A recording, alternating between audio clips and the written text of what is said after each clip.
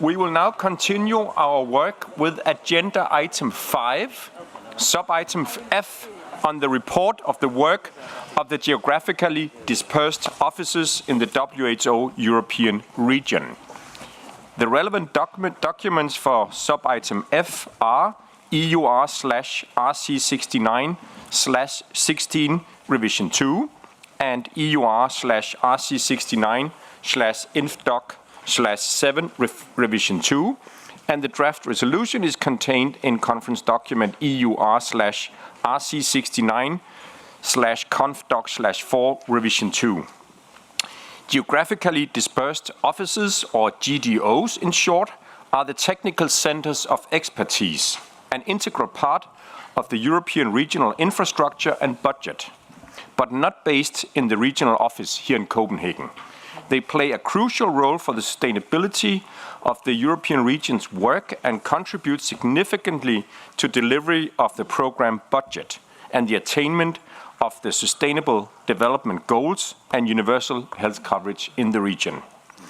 As we move forward with GPW13 and the transformation agenda, the horizontal and cross-cutting work across the divisions, integrating programs, will increasingly include the technical work of the outposted offices, showing more clearly their crucial role in supporting to deliver on regional and global good. I would now like, as an introduction to the subject, to give the floor to the Regional Director, Madam Susanna Jakob. Please, you have the floor.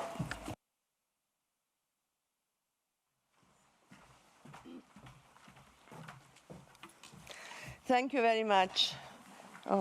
Thank you very much, Executive President, for giving me the floor. And let me introduce this very important topic. As you are very well aware, and we discussed earlier, this region is huge, with the largest number of member states. And as you heard in the previous sessions, we have introduced several innovative mechanisms to serve the countries of the region in accordance with their needs and the national context. And one of the ways in which we have been able to enhance the overall portfolio of the work of the regional office for the benefit of the member states is by letting so-called outposted offices play an increasingly important role. And they have been playing an essential role to deliver the work program. They are considered as centers of excellence, and we are ever so grateful to the host countries for the generous financial support that they gave to WHO, which allowed us to have sustainable financing and sustainable expertise to deliver on the work program. During the time of my office of the last 10 years, 2 new geographically dispersed offices have been established in the eastern part of the region.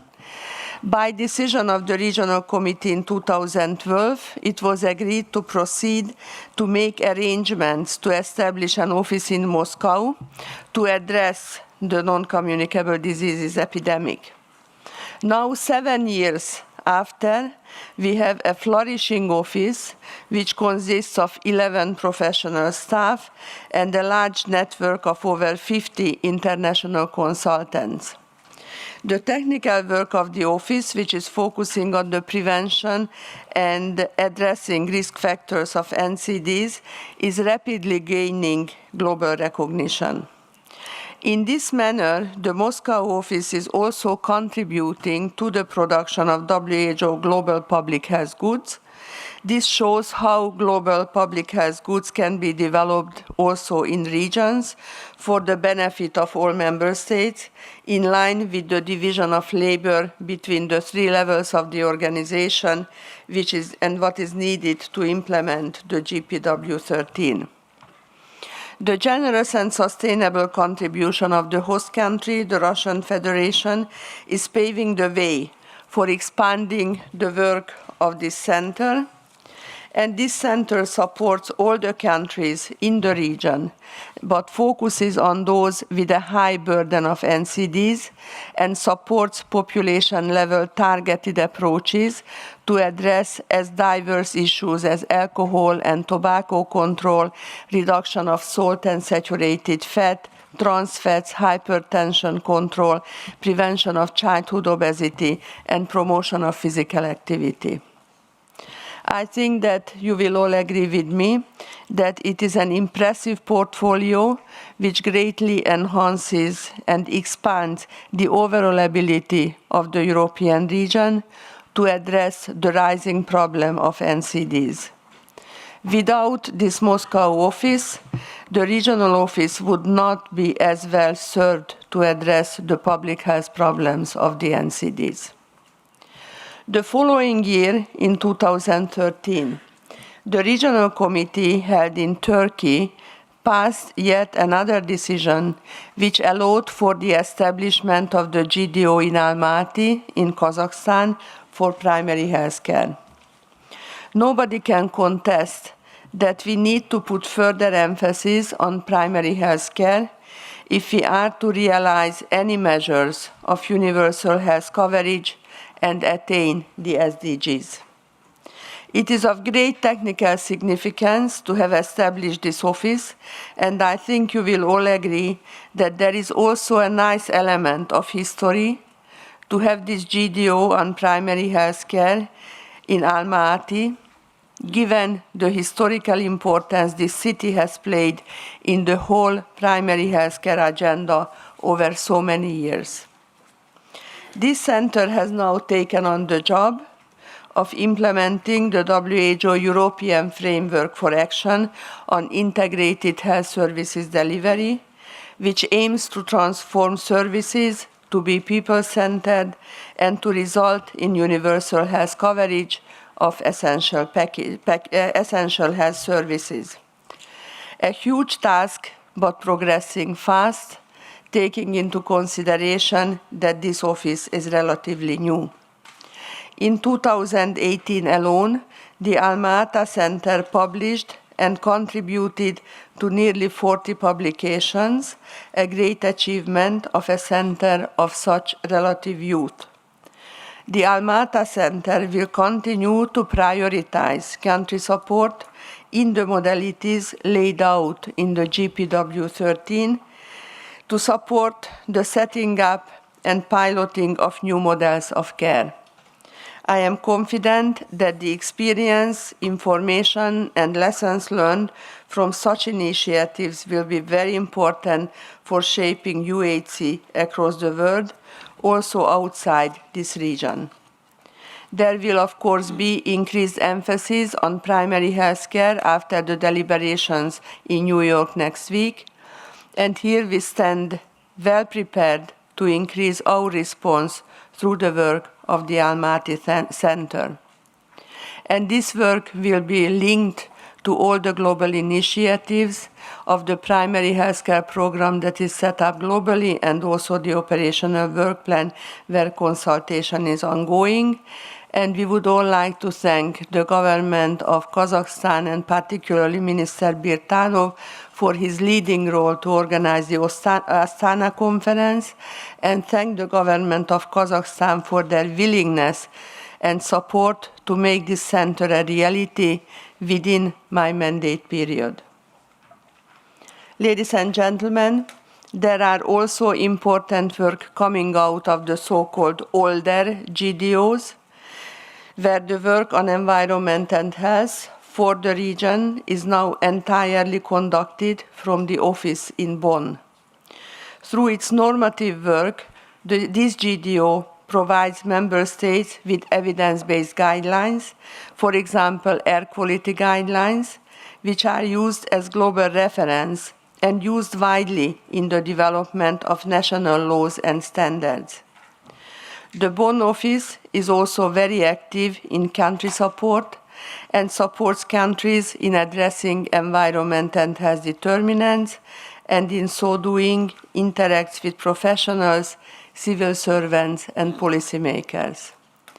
And no need to mention that the Bonn office also has an important global segment in its work, like, for example, the work on the air quality guidelines was developed as a global air quality guideline in very close collaboration with headquarters, so therefore it also contributed significantly to the global goods. Moving on, the Venice office, the Venice GDO, has had a flying year, drawing global attention to health equity and social determinants, culminating in the Ljubljana conference.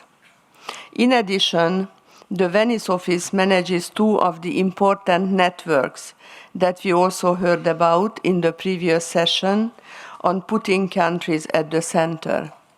But the Small Countries Initiative and the Regions for Health networks are efficient and cost-effective vehicles for offering support to countries in similar contexts.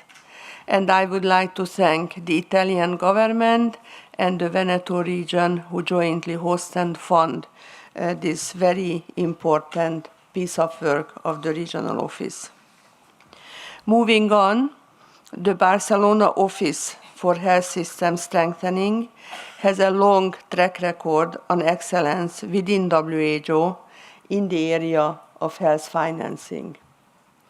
Its summer school program on healthcare financing has gone from strength to strength over the years. And there is a global component also in this program to provide and contribute to the training at the global level. This outposted center, the Barcelona office, is leading the regional office's work on outcome 1.2, which is related to reducing the number of people suffering from financial hardships, which is directly linked to one of the triple billion targets of the GPW. It is a very important piece of work from the global context. So overall, ladies and gentlemen, what I can say is that these GDOs are contributing significantly to the implementation of the regional work program, and without the existence of them or these outposted offices, it would not have been possible for the European region to deliver on its work program. And with this, I would like to thank you very warmly, all of you, host countries who have hosted so generously these offices. And I stop here, and then we will continue with the discussion in a panel, and we are happy to respond to any issues that you may wish to raise. Thank you. Thank you very much, Susanna. Now, I will ask Professor Roberto Bertolini to facilitate a panel discussion on this important topic, and also I will ask Professor Bertolini to introduce the panel members. Please. Thank you, Mr. President, Regional Director. First of all, let me tell you that I'm extremely pleased to be here today to moderate this session. In my professional experience in WHO, I've been very much involved with the work of the centers, both as a staff, as a director, and also at a certain stage also as a founder together with Elio Zilli of the center in Venice. So I'm really honored to be here and to review with you some of the features of these outposted centers and how they contribute to the work of WHO. Now, to do so, we have arranged two outstanding panels. The first one will be discussing more general terms, the role of the centers and their different features.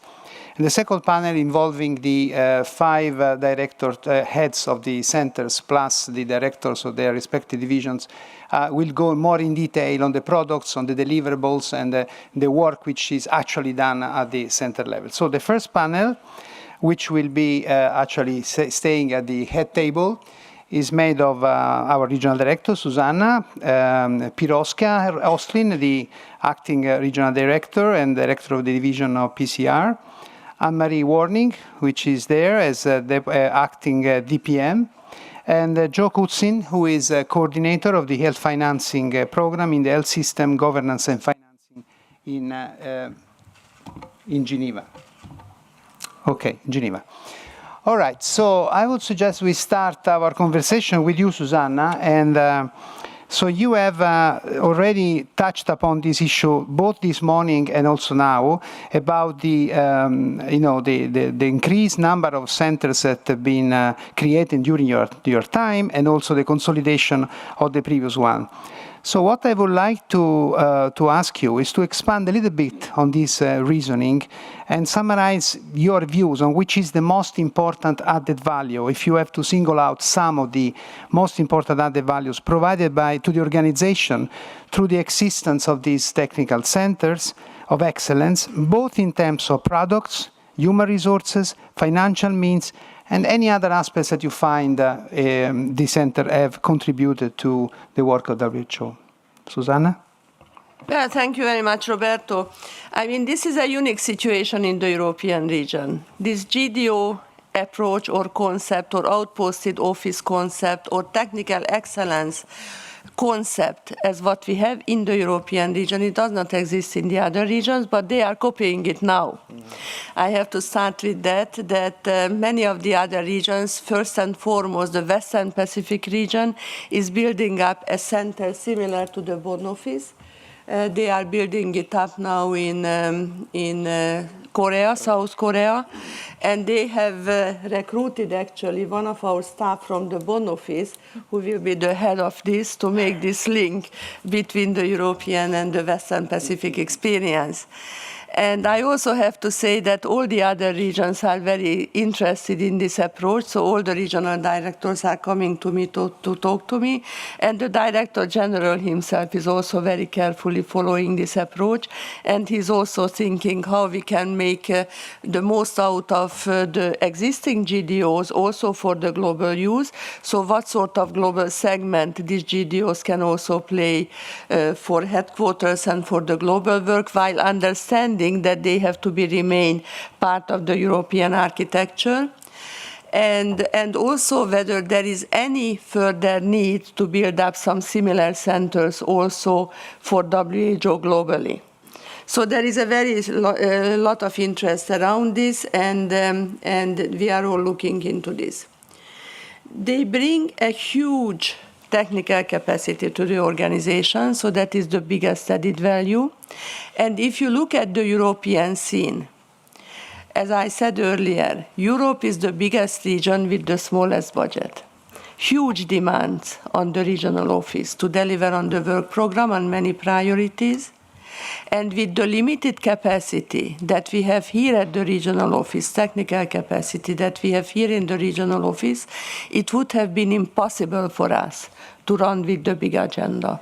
So if these member states had not provided this generous support to WHO, it would not have been possible to deliver on our work program. And you may recall, those of you who attended regional committee in 2012, that we had a lot of discussion around this concept, whether it is good to have it outside the regional office or whether they should be part of the regional office. But the issue is that the host countries who are hosting these GDOs, they want to have it in their own country, and they would not have provided the funding to the regional office in Copenhagen. So we had to take this decision together with all of you that we allow this to progress. And this allowed us really to take the funding, to build up these GDOs, and to have centers of excellence. They are all international staff who are there, internationally recruited, high-level caliber, but they are fully integrated to the regional office. Therefore, they are not running their own agenda, but they are running the WHO agenda and the regional office approved work program that is approved by the governing bodies. What are the products that they are doing? They do lots of things in building up the evidence for the policy making. They do a lot of work to prepare the policy decisions. One of the agreements between the regional committee and the secretariat has been that they don't do the policy work. The policy work will always have to be at the regional office so that we can bring it to the attention of the regional committee and the regional committee approves it. But the evidence building, information base, and the technical cooperation, technical support to the member states, that is the role and responsibility of these GDOs. There is a GDO policy, and we follow it very carefully. That was approved by several regional committees, the last one in 2012. We always abide by that. And with regard to the financing, we also have an agreement with the regional committee that they are financed by the funding that comes from the host country, and we do not take, as much as it is possible, additional funding out of the regional office. Managerially, they are fully integrated with us. So, for example, the GDO in Bonn reports to the director of, reports to Piroska actually, the director of health policy, who is responsible for the development issues and many of the determinants, including the environmental determinants. The GDOs related to healthcare financing, like the Barcelona office, reports to the health system director, and so on and so forth. The NCD GDO to Bente Mikkelsen for NCDs and life course. Therefore, they don't live their own life, so to say, but they are fully integrated into the work of the regional office. Briefly.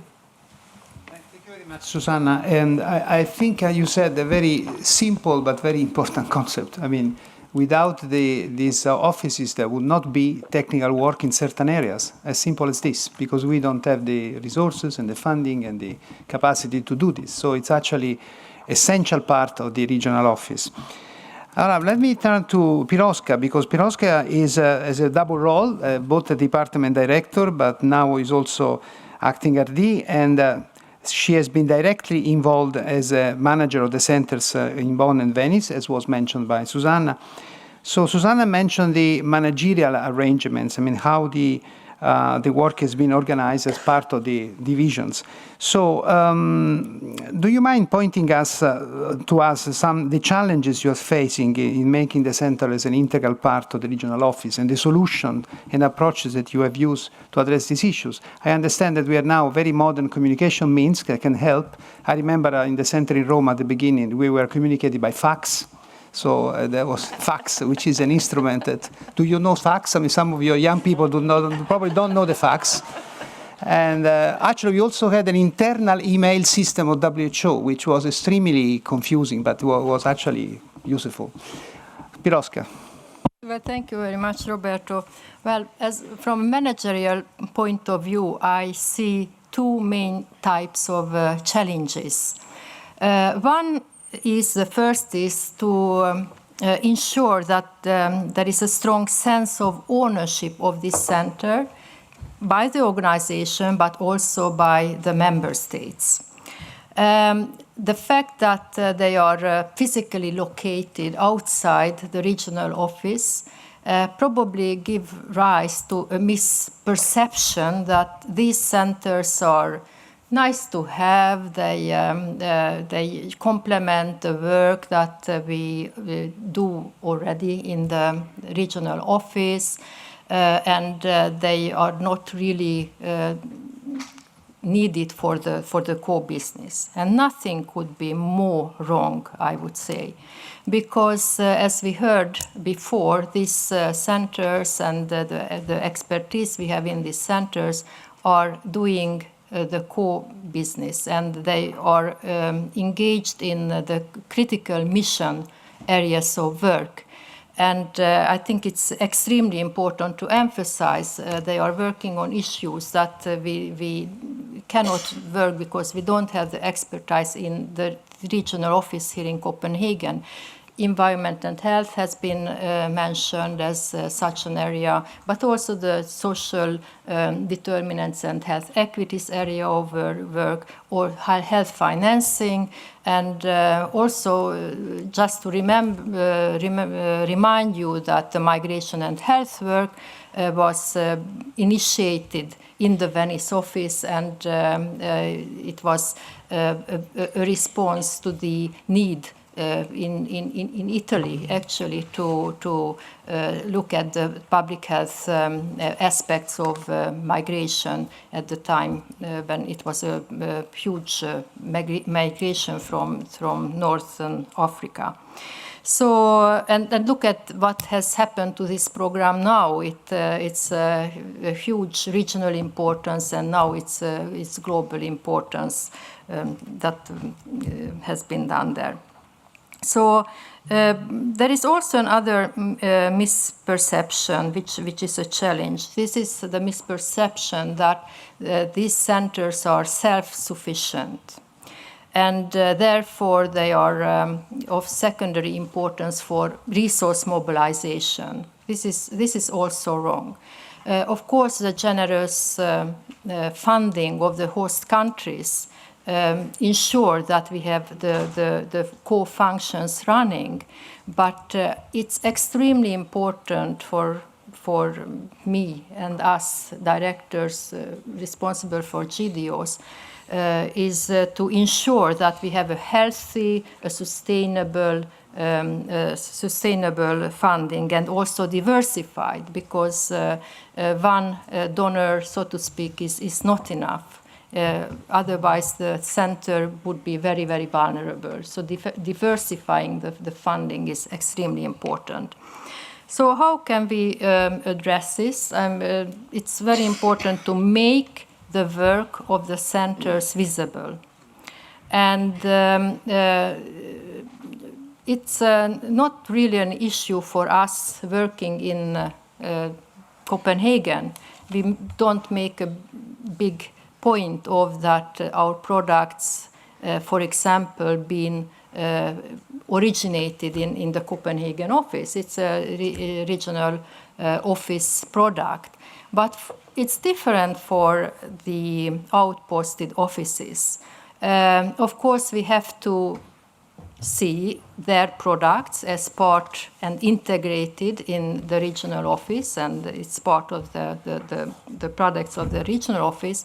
But on the other hand, we would like to acknowledge also the host country, and also acknowledge that this product is actually originates from the center. So therefore, we have worked with communication issues and with corporate communications, and developed a specific strategy and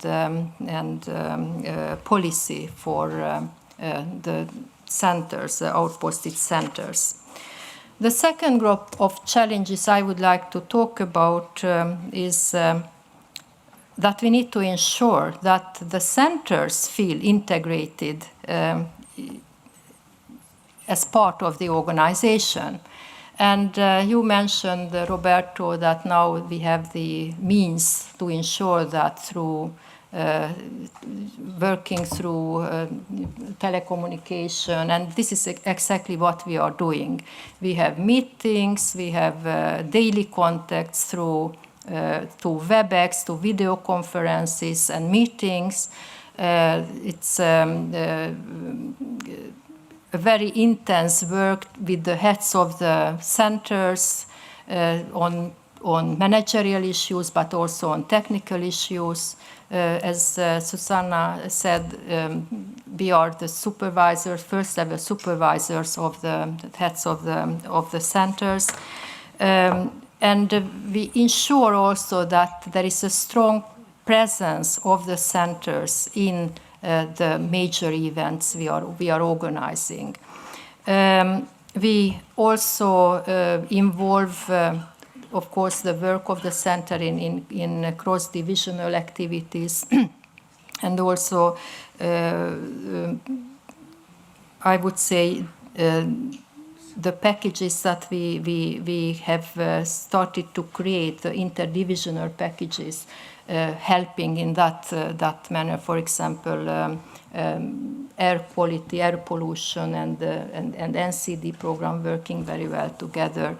We have also interdivisional packages from all the different locations that we produce. We have a equity mainstreaming group the members coming from Copenhagen, from Venice, and from Bonn. so they feel integrated. And of course, GPW13 also helps us because we have a different kind of planning now, which is very horizontal and ensure that we can integrate the work of all these cross-sectional issues in our activities and products. Thank you. Thank you. Thank you, Piroska. So I liked very much your reference to these cross-divisional activities. I mean, because we advocate for intersectoral activities with other sectors, and we have to promote also within the organization some intersectoral work and cross-divisional work. Now, Anne-Marie Warning is acting DPM. You have a vast experience at the regional global level, working with different leaders at different levels. I will not ask you comment on these leaders, because that's something else. But I would like to ask you to illustrate to us the administrative issues which are being faced by having people located outside Copenhagen, such as recruitment, for instance, or the additional financial resources that need to be integrated into the office, and also how these enlarged resources help to strengthen our collective capacity on a number of important public health priorities. So the administrative part. Thank you, Roberto. No, I think going back to our long history would take a long time, but it wouldn't be boring, I can assure you. But we do have to go back a little to 2003, when you and I were last in the arena in the RC in Vienna.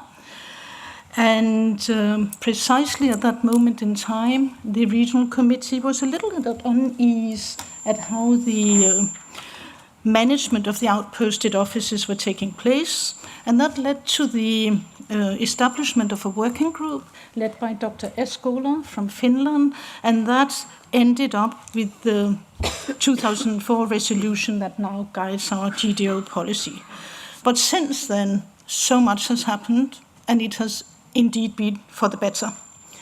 But back to your question on management. Well, what is management? Management has many facets. It's what you deliver, where you deliver, the funds you use, how we use them, how we are held responsible. And on the issue of what the outposted offices deliver, they deliver, as many have said, a full portfolio, products and services, policy, guidance, research, tools, training. We will hear from the heads of the GDOs. So actually they fulfill the WHO core functions. On where they deliver for all 53 member states. They do inter-country work and they do country work in much the same proportions as units of the regional office. And with what funds they deliver there is a difference because of the generous host funding. But as Piroska just mentioned, they are not totally reliant on host funding, and they are also fundraising, and we should also diversify to have host funding and partner funding. But as you will see in the paper, we have to recognize that there's around 25 million contributions from host countries in the last biennium. And that is a high volume, but it's not only the volume I want to focus on, it's the sustainability and the relative flexibility at a thematic level that makes these funds very, very, makes them such an investment of paramount importance for Euro. And as Susanna and Piroska, many have said, we simply couldn't do without them. We could not deliver to the extent that we are delivering, so a very big thank you also from me. But when it comes to the sort of nitty-gritty of the daily management, how we use funds, how we have to get them out of the system, here the big revolution came about 10 years ago when we introduced the GSM system. Roberto alluded to faxes and telephone calls and having separate Excel spreadsheets and comparing them, and we never have the same figures in the olden days. Now this is history, because with the GSM system, we have full transparency, and everybody knows where the money is, everybody knows where it goes, everybody can see it. But not only that, the GSM harmonized processes. It harmonized processes of how we recruit staff, how we recruit consultants. So it is a totally new environment. And of course, for outposted offices, this has meant that their processes are now totally integrated with what is going on elsewhere. And it has helped management of outposted offices, but we still have to remember that when there is teachings and meetings of the administrative assistants and so on, we have to pay very much attention that the outposted offices are really taking part, because they do not have a colleague just down the corridor to go to for help. So from a funds management perspective, I think everything is also scrutinized and compliance is ensured exactly as in the regional office. But there has also been misperceptions about recruitment, and that was particularly in the early days. Now, recruitment of staff is entirely using the WHO standardized methods and is in line with the human resources rules and regulations. So staff are hired, paid, and their performance assessed exactly like everybody else. And on the hiring of staff, we have near to 40 professionals now in the outposted centers. And just imagine the richness of what they are bringing to the totality of our work. And from a sort of more legal perspective, outposted offices are subject to compliance checks, internal, external audit, and evaluation, just like any other office.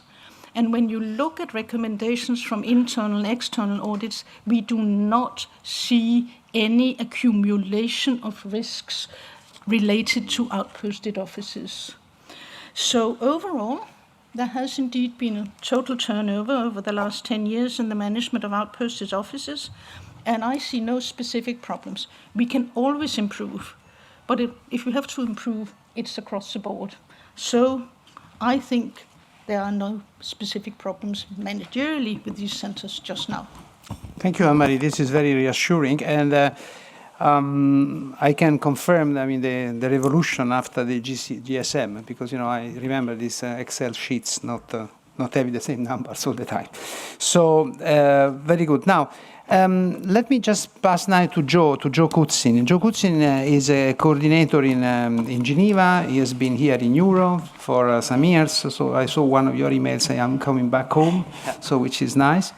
And I would like to ask you on the basis of this very special experience, I mean, these both sides and the background, can you tell us something about the contribution that the Barcelona office has provided for the delivery of policy advice and guidance and tools in an area so important as health financing?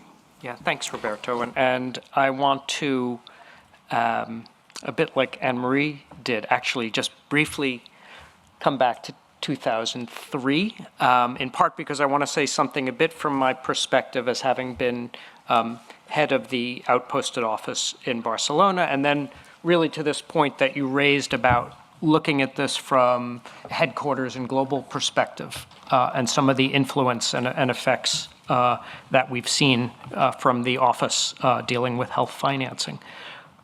When I came here from being 3 years in the country office in Kyrgyzstan to head the health financing program in Euro, I discovered that I was the health financing program in Euro. There was no one else there. There were no resources in this as well, and it was quite limited.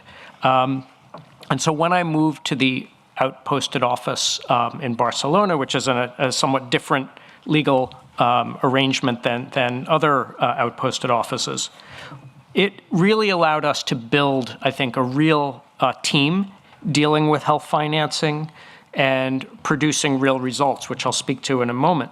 As Susanna and others mentioned, physical location did not mean functional separation, that we were very much functionally working as an integral part of the Department of Health Systems and Public Health, right? So it was really, we were, connected by video conferences and other things like this, and I was logging a lot of miles back and forth between Barcelona and Copenhagen, but it was really functionally part of that department.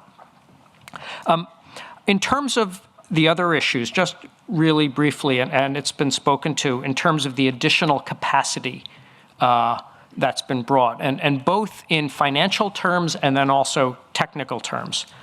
The financial is very real, as I spoke to, and others said. I'm managing several grants that we get for health financing work globally in Geneva. That's meant to, a large part of those grants is meant to support country work, but some of them come with the explicit proviso that that does not include countries in the European region, because the perception is that there's already resources here that, despite the diversity of the 53 countries, people are still thinking that this is a high-income region and additional support is not needed. So the resources provided through these offices and through the host governments are really critical, actually, to enabling availability and delivery of some of the products that have happened, because it's simply very difficult to mobilize resources globally for work in this region. And so I think that kind of resource mobilization at the Euro level is critical.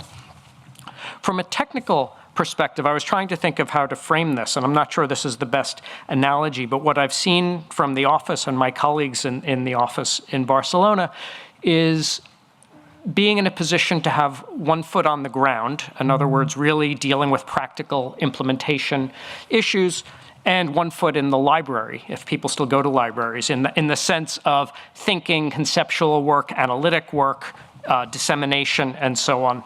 So if we think of this in a couple of areas, right? We know that some of the very important work, and I think Tomáš will speak to this in the next panel, around dealing with financial protection, new measures of financial hardship, and particularly, and this is something that has really not been seen as much elsewhere, the policy responses, the work of these different country case studies and so on has been very important and has been disseminated within WHO. Some other regions, the Western Pacific, is looking to move on producing very similar types of work.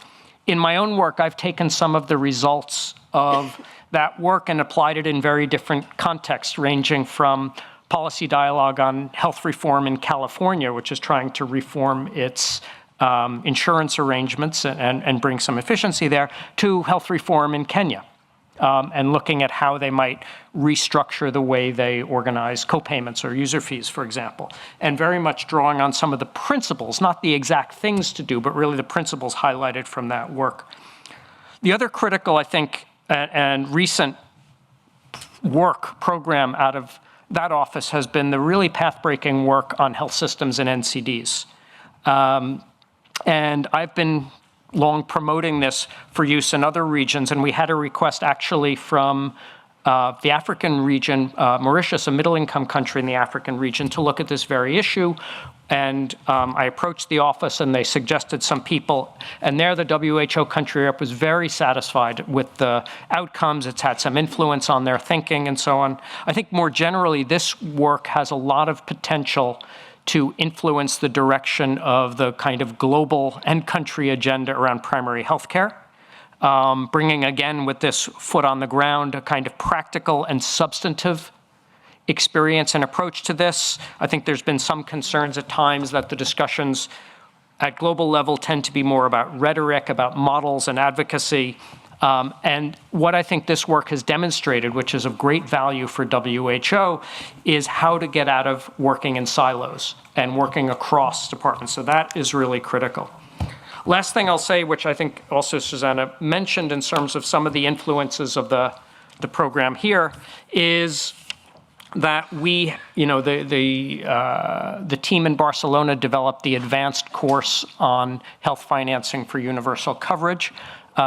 We built on that, or we took that in a sense, and developed an advanced course on universal health coverage for basically the rest of the world, and involving some of the team as well from the office there, and really inspired by that. So it's been, I think, a very positive experience for us, and it's having a lot of influence within headquarters, and part of, I think, my role there is to try and make sure that that reaches other parts of the world. And we'll see a lot of that next week also in New York, when the discussions around the measurement and findings around financial hardship come up during the discussions at the UN General Assembly.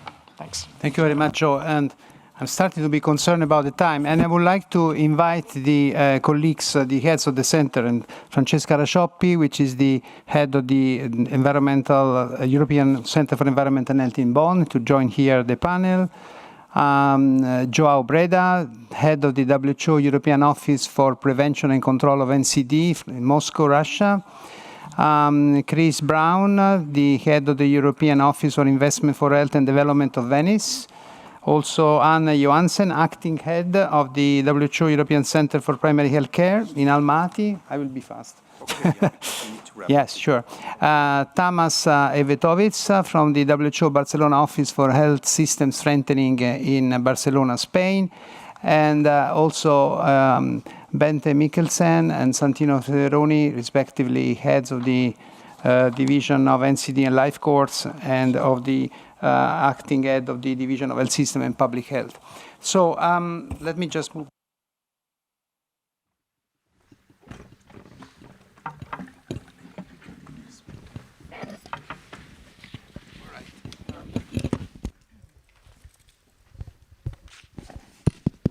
Okay, so I'm sorry we have very little time, really, because so I really would like to make an appeal, so please be short. So, Francesca, you have been recently appointed director of the head of the Center, for Environment and Health in Bonn, and it was already pointed out that this is, it's a center which has been established in. Decided in 1989, so 30 years ago, and so he has a long history in different locations, and finally all together in Bonn. So I would like to ask you, after 30 years of work, how is the center adapting to the new WHO agenda, the GPW, the new challenges of climate change and air pollution? And if you can, in a very short time, can you refer to the work undertaken with other sectors and how we do operationalize this intersectoral principle, which is so important for NCD?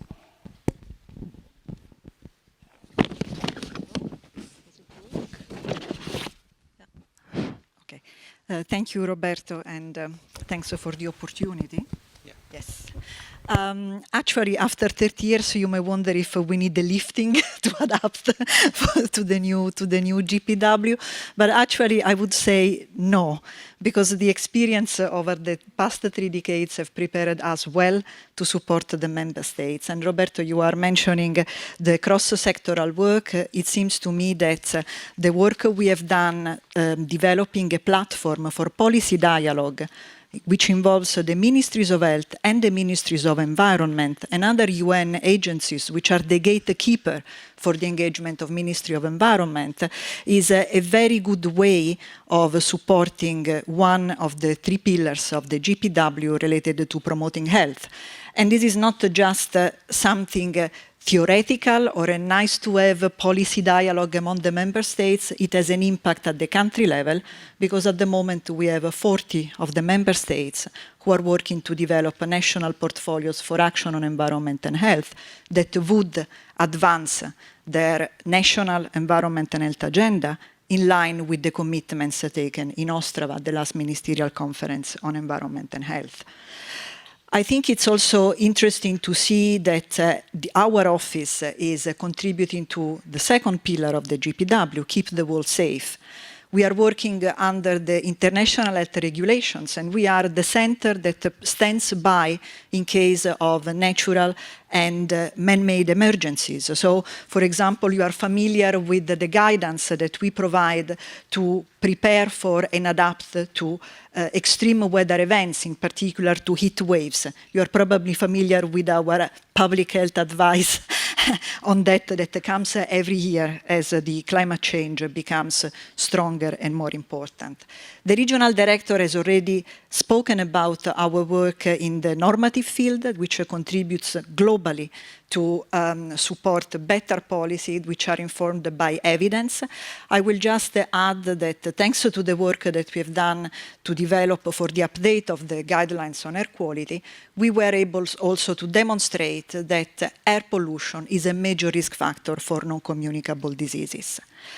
I think that I will try to stop short here for the sake of time, but we will be very happy to continue the dialogue with you, the member states, on environment and health in the years to come. Thank you very much. Thank you, Francesca, particularly for the synthesis. Joao, you are dealing with one of the very critical public health issue, and the importance of demonstrating the impact of policies is very critical. And so I would like to understand more some examples of the work you have been doing in this area. I mean, I know a couple of cases that would be very interesting to share with the colleagues. Thank you, Roberto. Yes, with pleasure. I mean, I have 4 very simple topics.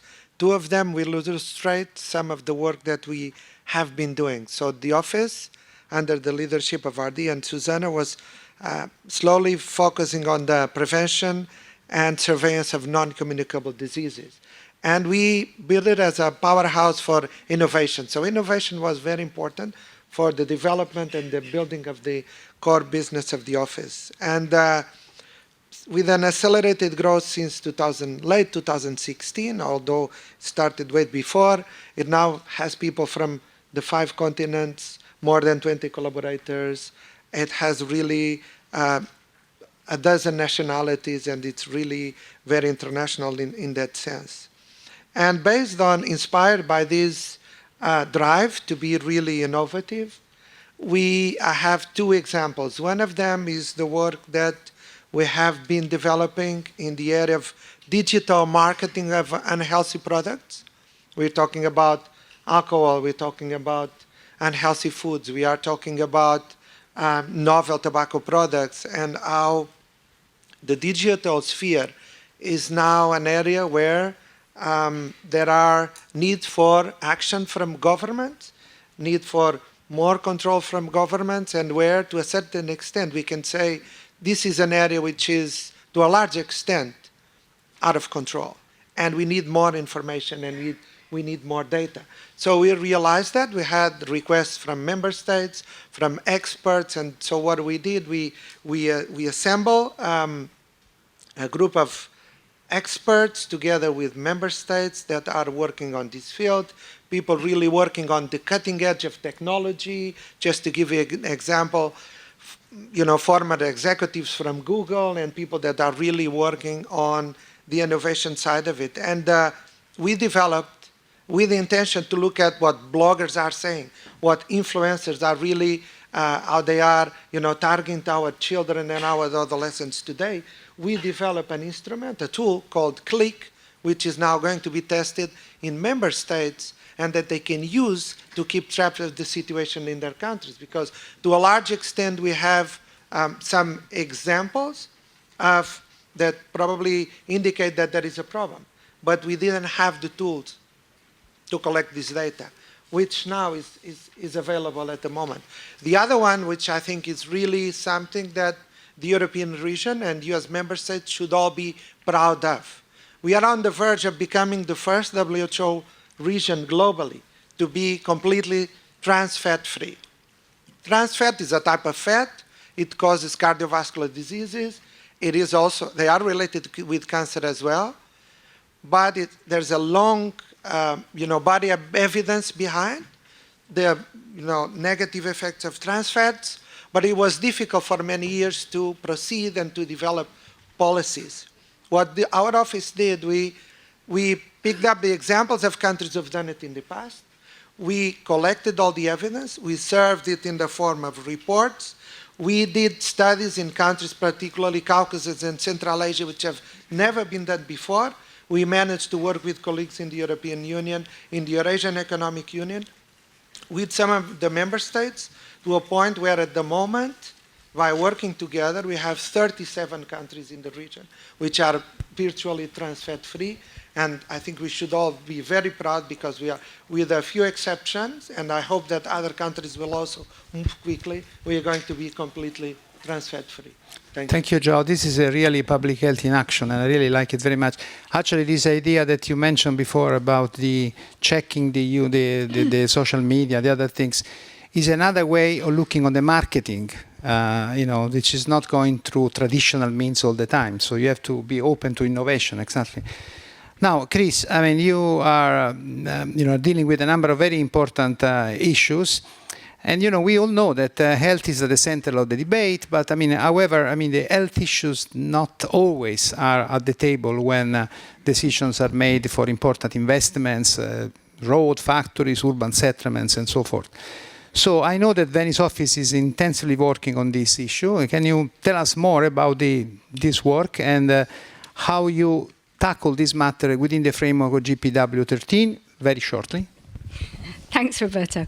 Yeah, the Venice office has actually developed groundbreaking evidence and methods that will allow any health system to calculate its contribution to the national and local economy. And that's important because when the decisions are being made about big investments, about economic growth and development, the health sector is seen as a cost. So it's not that it's not at the table, it's not seen as being part of that growth and development process. So in fact, what we've actually done is develop the evidence, and it's in this report here, that many countries have actually participated in developing to show exactly the contribution to economic growth and development.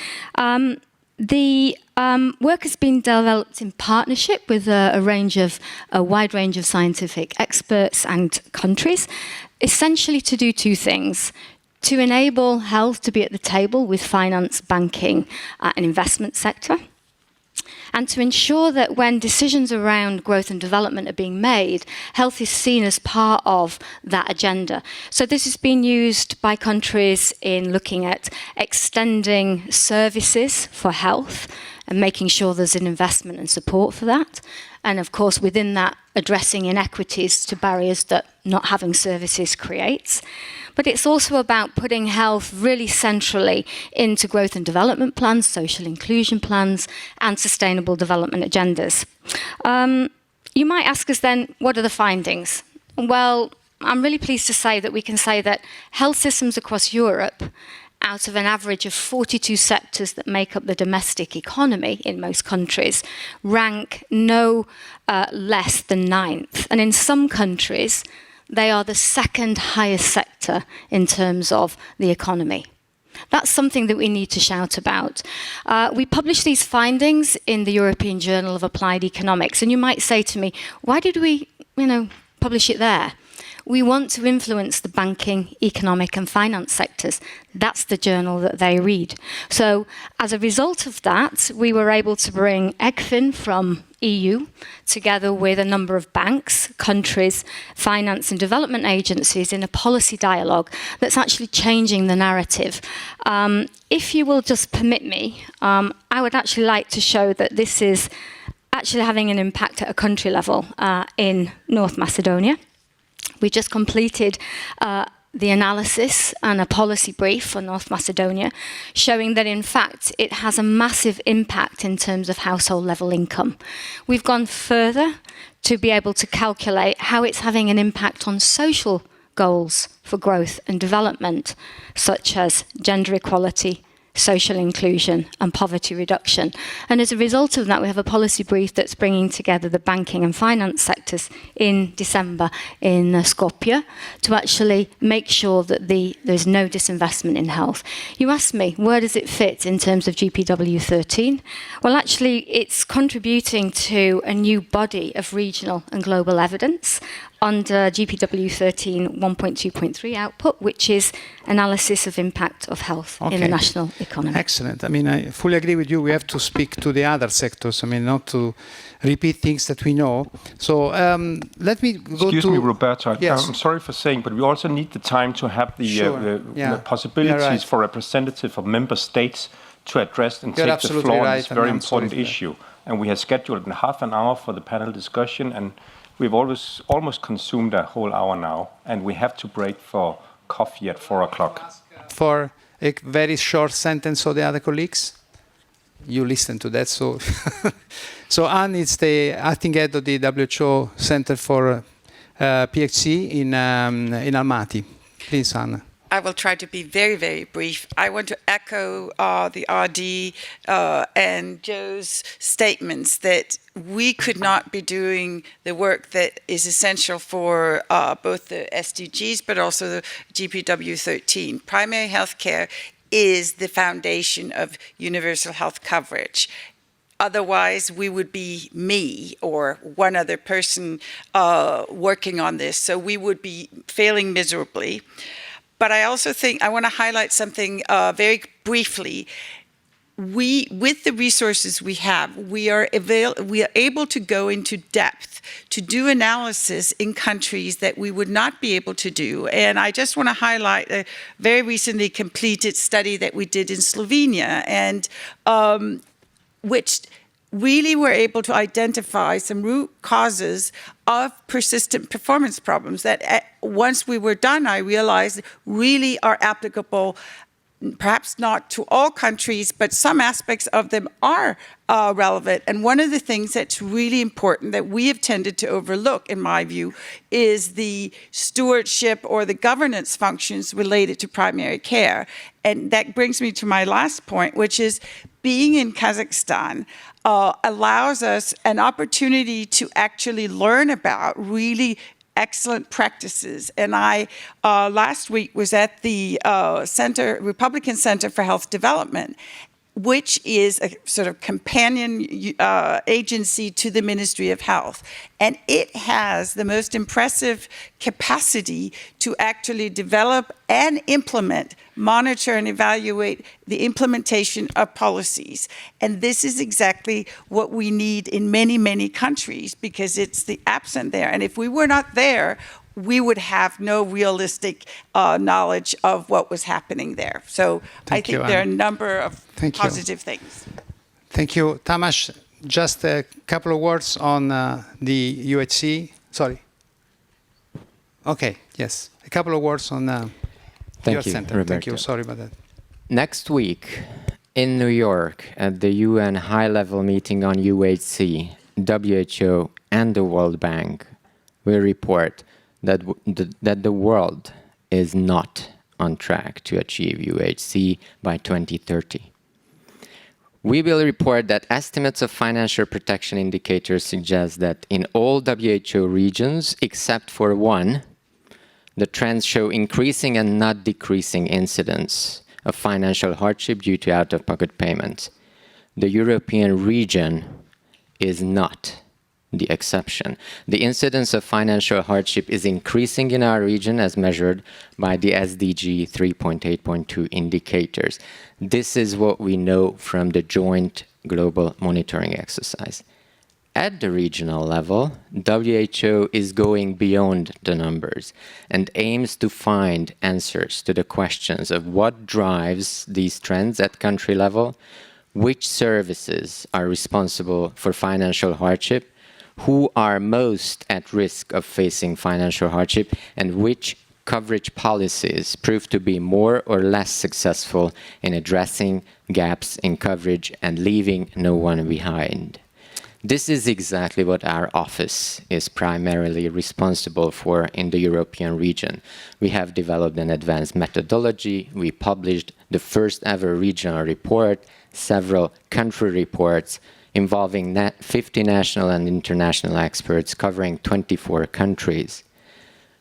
In the spirit of leaving no one behind, we count and give visibility to those who are already poor and pushed further into poverty as a result of having to pay for health services.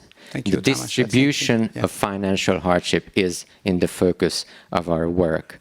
Next week in New York, the global report on UHC will include the findings of the regional report.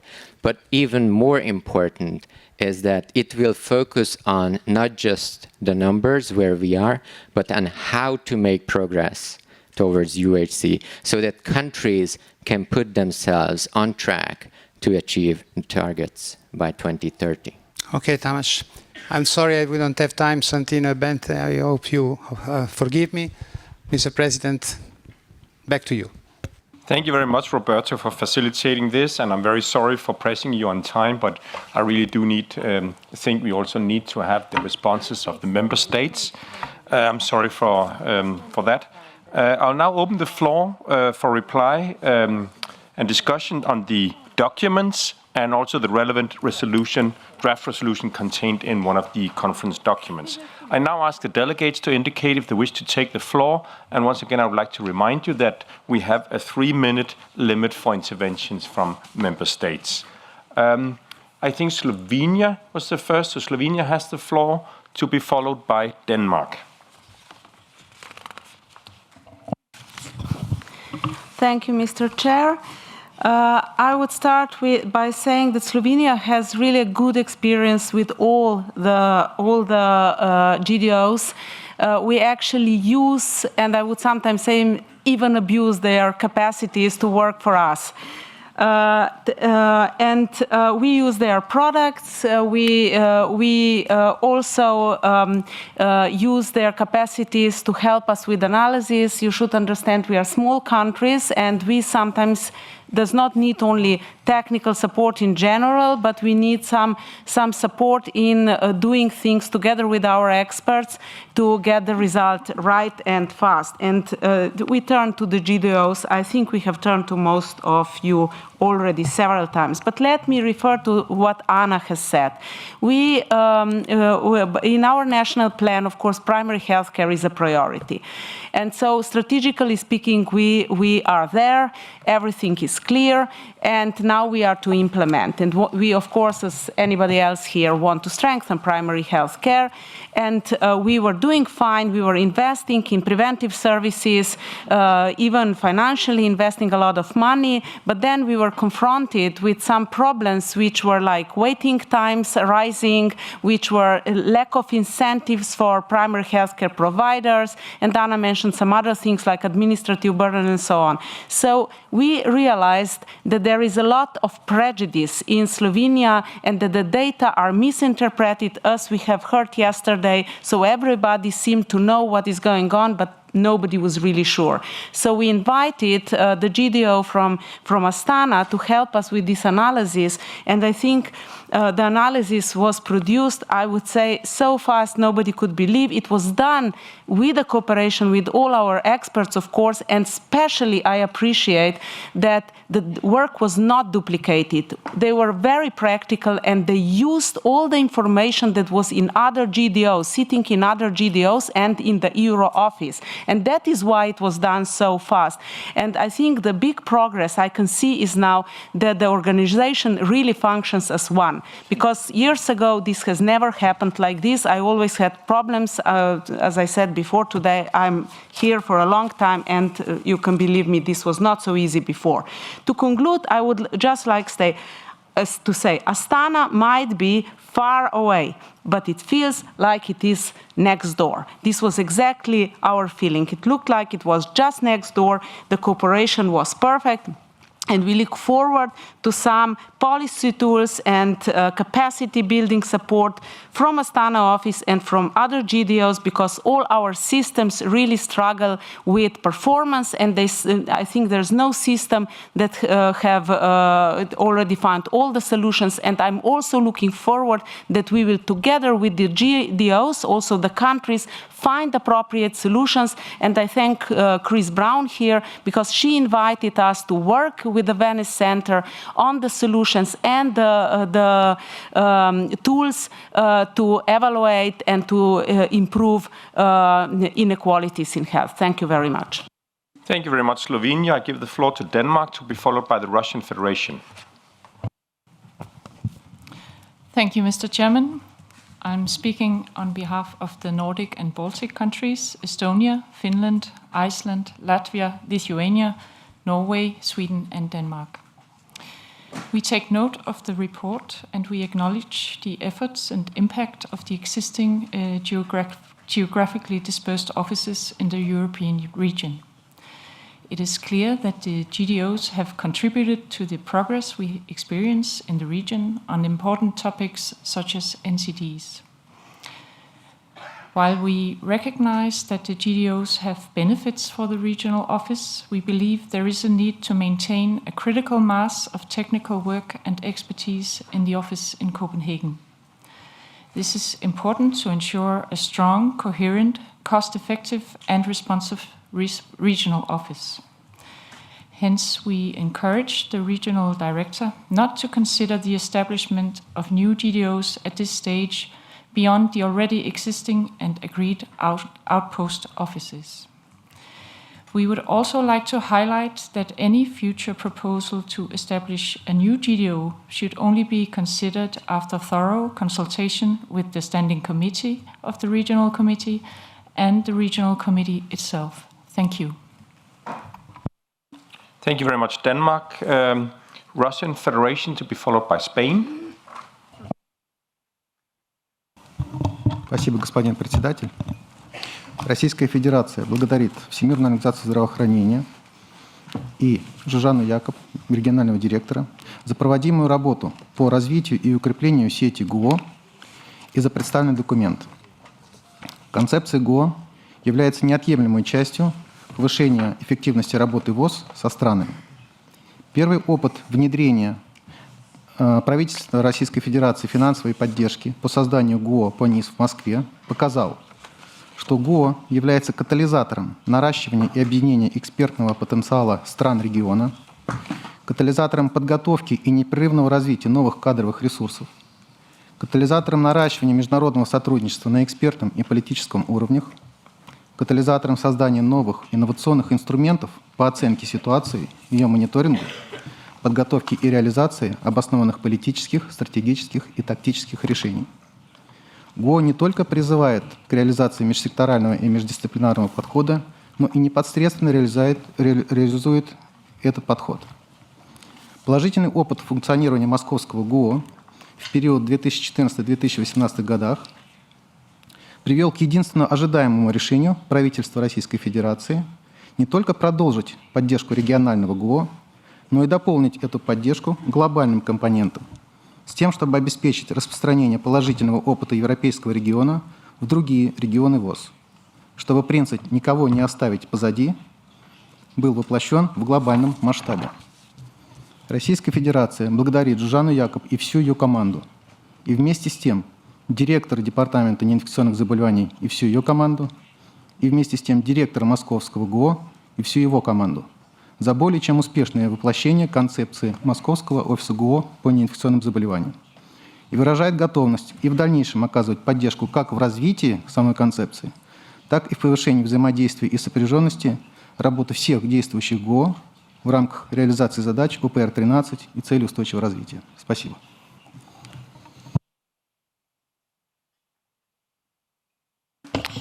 Thank you very much, Russian Federation. I give the floor to Spain to be followed by Austria.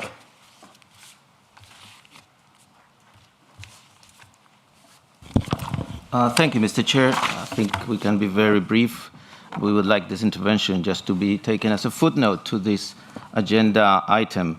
On the occasion of the large presence of heads of office and actually even former heads of office like Mr. Kutsin, we would like to call the attention of all delegations to the note included at the beginning of document 69, INF Doc number 7, Ref 2, and the 6916 Ref 2, which lists that the GDOs are as follows: Bonn Center, the Venice Center, the Almaty Center, and the Moscow Center, and that the Barcelona office has a different legal status, not because, as Mr. Kutsin said, it has a different legal arrangement, but in fact because it does not have a headquarters agreement with the agreement of the host state. Thank you very much. Thank you very much, Spain. I give the floor to the delegate from Austria to be followed by Netherlands. Danke, Herr Vorsitzender. Wir danken dem Regionalbüro für den Bericht, der eine wertvolle Ergänzung zum entsprechenden Informationsdokument darstellt. Wir begrüßen die wertvolle Arbeit, die von den GDOs geleistet wird. Und besonders erfreut sind wir über das erfolgreich umgesetzte neue Betriebsverfahren für die GDOs, das bereits in anderen WHO-Regionen Interesse erregt hat. Das ist wiederum ein Zeichen für das beispielhafte Vorangehen der europäischen Region. Um weiterhin dieser Vorreiterrolle gerecht zu werden, ist ein stetiges Verbessern der internen Arbeitsabläufe jedoch notwendig. Im Bericht werden Unterschiede dargestellt, und zwar Unterschiede im Zugang zu Angeboten zu modernen Kommunikationsmitteln zwischen Mitarbeiterinnen und Mitarbeitern in Kopenhagen und denjenigen in den GDOs.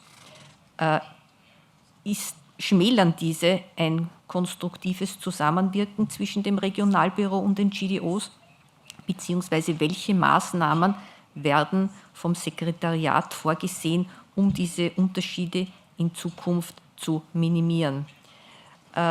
Des Weiteren wird im Bericht angesprochen, dass es einen gewissen Fehlglauben gibt, was die Arbeitsplatzsicherheit betrifft, und zwar, dass Arbeitsplätze in GDOs unsicherer seien als im Regionalbüro. Und dass diese Unsicherheit, dieser Fehlglaube bezüglich dieser Unsicherheit in Stellenangeboten in Zukunft zerstreut werden soll. Gibt es hier schon konkrete Maßnahmen, beziehungsweise wie wird diesem Fehlglauben in Stellenausschreibungen in Hinkunft entgegnet werden? Danke. Thank you very much, Austria. I give the floor to the delegate from Netherlands, and while Netherlands is speaking, I will ask any other countries wishing to take the floor to please indicate so. Otherwise, I'll close the list. Thank you, President. In line with the position on this topic, as expressed in previous sessions of the Regional Committee, the Netherlands would like to support and join the statement made by Denmark. Thank you.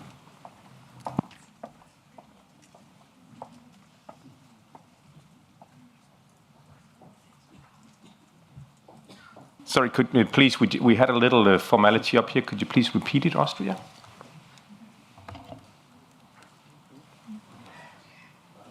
What did she say?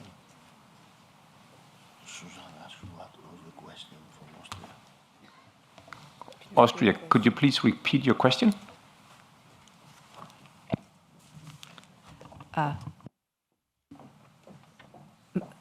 Meine letzte Frage hat sich bezogen auf den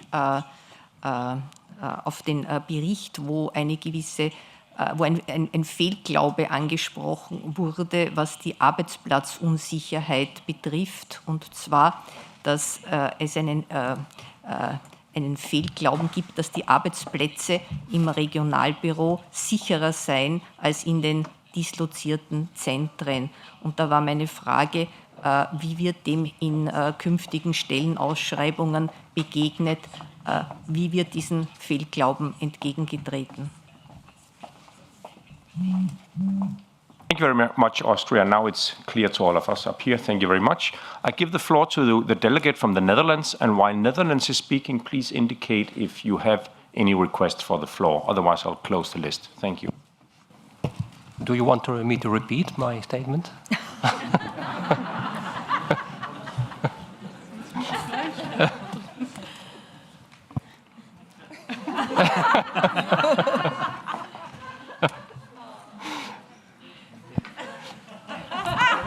I asked you whether you want me to repeat my statement. I was asking whether you want me to repeat my statement.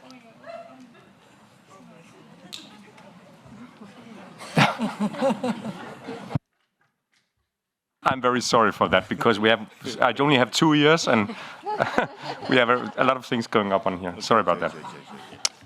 Okay, I give the floor to the delegate of Kazakhstan. Thank you, Chairman. We all know that the primary healthcare can meet the majority of populations and individuals' health needs over the course of their lives. We are convinced that strengthening primary healthcare is the most inclusive, effective, efficient approach to improve physical and mental health. And also we know that primary healthcare is a cornerstone of sustainable health system for achieving universal health coverage and health-related sustainable goals.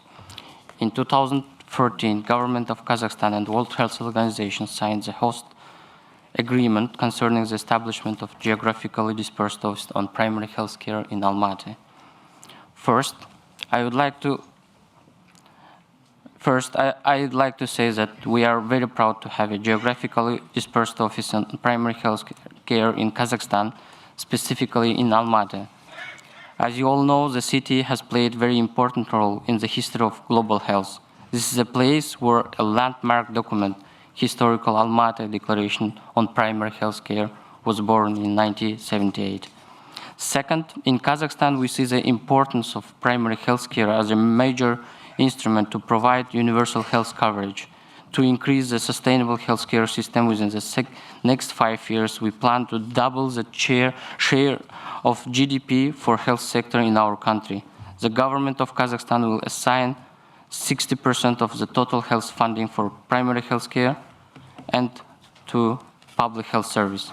Third, as a donor country, we cover staffing and program necessary for functioning of the office. Within the last 3 years, Kazakhstan has spent more than $8 million for development of primary health care globally. That includes GDO functioning and organization of global conference on primary health care that took place in Astana last year, where the Declaration of Astana was adopted, which aims to refocus efforts on primary health care and ensure that everyone, everywhere, is able to enjoy the highest possible level of health. We understand the implementation of such important document is possible without the specific plan.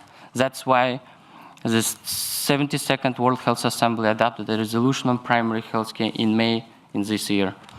The resolution requested Director General to develop, in consultation with Member States, an operational framework. It provides specific levers to help countries implement vision and commitments of the Declaration of Astana. The consultation process of the operational framework started in August in this year in Geneva. This document will be adopted by the resolution of World Health Assembly in May 2020. Ongoing monitoring and evaluations that support the use of reliable data for improved decision-making from local and global level is important. Regular reports on progress made in strengthening primary health care globally will become a significant part of the World Health Organization reporting on progress towards achieving universal health coverage by 2030. So Kazakhstan has expressed its support to the Director General to initiative to transform the geographical dispersed offers for primary health care located in Almaty into a global center for primary health care with a global component that should support countries across the world. We understand that high potential of this office should be further developed. As you have maybe seen the flyers about the side event on primary health care towards UHC and SDGs at the margins of United Nations General Assembly, which will be held next Monday, 23rd of September, between 1:30 to 2:30. We look forward to seeing you all in New York in this side event. Thank you very much. Thank you very much, Kazakhstan.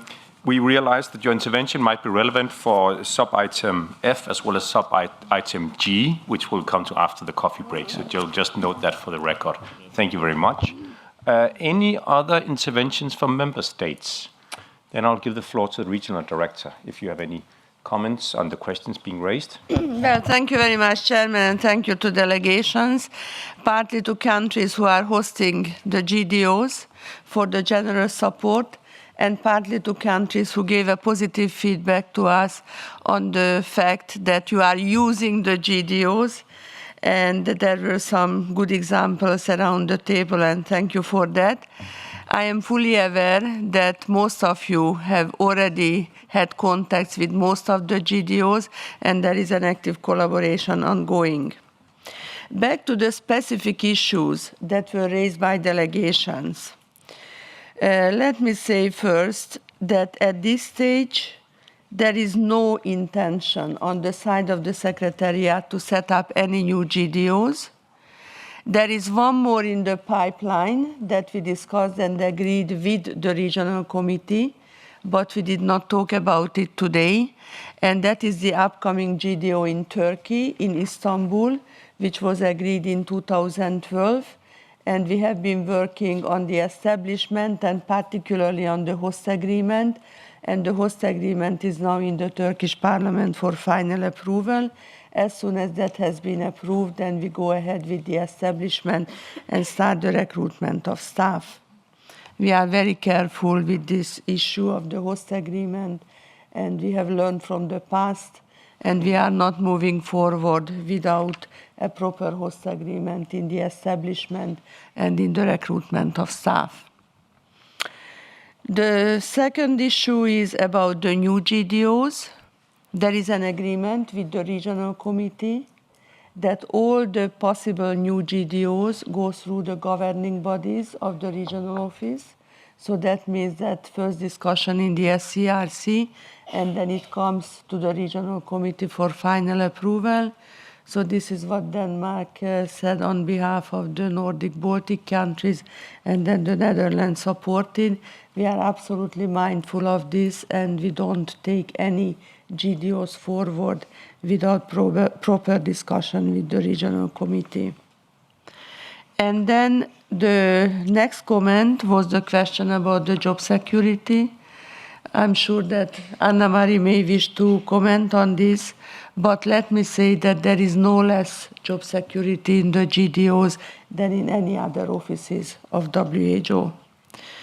And then finally, to the comment of Kazakhstan, yes, indeed, we had a lot of discussion with Minister of Health of Kazakhstan, Dr. Birtanov, and there is and there will be a global segment of work in the GDO that is located in Almaty in primary health care, which will help us with the implementation of the primary health care declaration that came out of the Astana conference, for which we are ever so grateful to Kazakhstan. Thank you, Chair. Thank you very much, Regional Director. We will now consider the proposed draft resolution, which is contained in conference document EUR/RC69/ConfDoc/4 revision 2 on the work of the geographically dispersed offices in the WHO European region. Just for the matter of record, I want to clarify, Spain, you made a comment about the special status of the Barcelona office. This will be noted in the meeting report, but as we understand it here from the chair, it was not a suggestion to amend the language of the resolution. Okay, I then note that there were no suggestions to amend the resolution, so I'll now see if the regional committee is ready to adopt the proposed draft resolution by consensus. I see no objections, so the resolution is therefore adopted.